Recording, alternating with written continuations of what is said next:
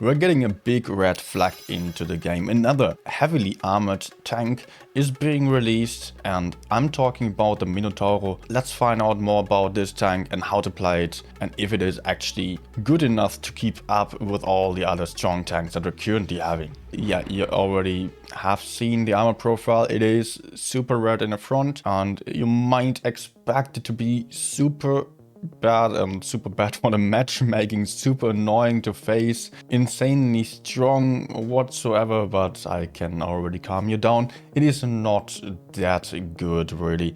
It is something that, yeah, it is special. It is special. It does have a lot of armor, that's for sure, but that's pretty much it to it. Let's talk about the general characteristics first. It is an auto reloader, having 3 shells in its clip with 490 damage each.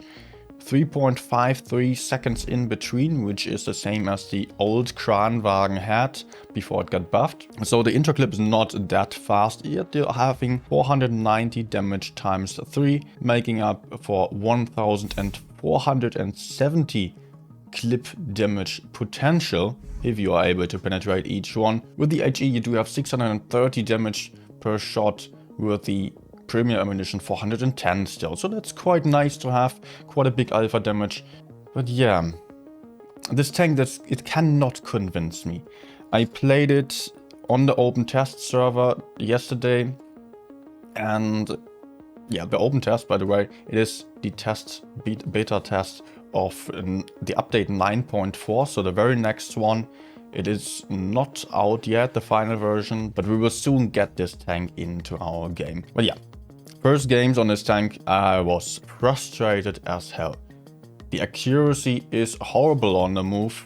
The tank is incredibly slow, and it is just not feeling that well armor. But yeah, that's mostly due to the reason of having only 45 degrees of gun arc to each side. So you're basically like a turretless TD. With a poor mobility, you will struggle to just get your gun into the right place. The main topic is actually the armor. That's what everyone wants to know. There is a lot of red armor in the front, but I can assure you there are still weak spots to hit. Like the suspension basically on the sides, it can easily be penetrated with AP, even for the mediums that can just butter through that. The track wheels are also quite weak here. They can, even at a steep angle, they can get penetrated. The cupolas, sure penetration if you're going for heat. Like for most tanks that don't have the most penetration, I would recommend going for heat, just so you have that little bit extra on the penetrable weak spot there, and don't rely on the RNG that much, but it can even get hashed there. The sides obviously super weak, the rear can get HE'd. Nothing too special about that, don't expect an insanely well armored tank. Another very nice weak spot is actually just beneath the gun. High penetration tanks will be able to just penetrate the turret anyways, but if you are not having the most penetration, you can just hit the weak spot down beneath the gun. Even if you are just in phase hug, then the gray part will be even bigger. So that's a really good thing to know here. But the DPM mobility are just not enough for me to think of the Minotauro being a nice tank to play. You're just not able to get into the fight, and once you're there, you cannot really do enough. Also, like 21.3 seconds of reload for the first shell. What were they thinking? This is insanely bad. But never mind, you can still do a lot of stuff with this tank. It does have 10 degrees of gun depression. You can just fight frontally. And I would really recommend only using the second and third shell. Keep the first shell at all times, unless if you are sure that you're not going to face any enemy for the next minute.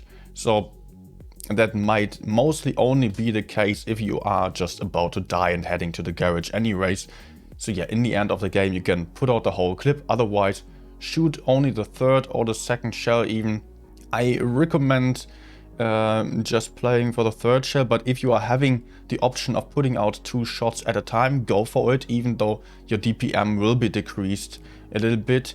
But it is just worth trying because you want to punish enemies with a burst damage and you cannot really rely on just going for the DPM. So make sure you put in the 900 damage, 980 damage actually, into the enemy whenever you can, so that you are just gaining some kind of advantage to your teammates, because you will not be able to keep up once the enemy is running away, and you will not be able to fight a DPM duel anyways. As I'm talking about the DPM, I just want to recall the other tanks, the other competitors' DPM that we are having here. So the DPM of the Minotauro is actually 2373 on the third shell. Just keep in mind that the 8.86 seconds mentioned in the game are not the only time you need to reload it. The intra clip will reload first, so you end up having 12.39 seconds of reload for one shell.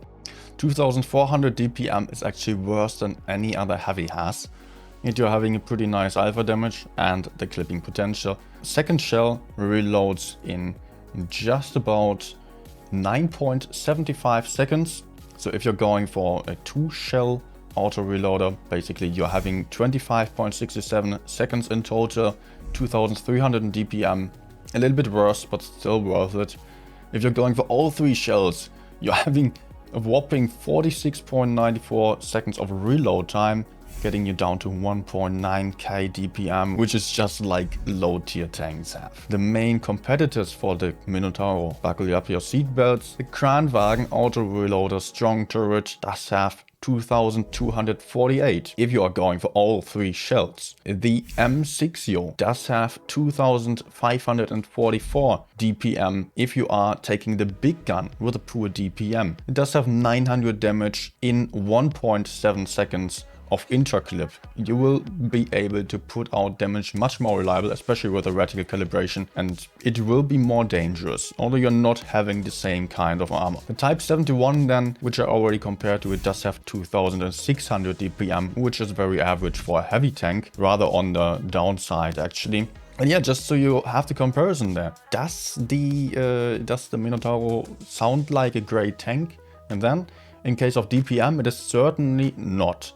Mobility is also very poor. The E3 can probably just outperform this tank on a mobility, and the E3 does have 2849 DPM with a much higher alpha damage, so you have to peak less and you're much safer at facing the enemies. So I would not recommend going for the Minotauro, to be honest. It is probably sometimes fun, but mostly it felt like this tank is just frustrating. That's how it is. That's my honest opinion on this. If you still decide to grind it, then be aware, I warned you.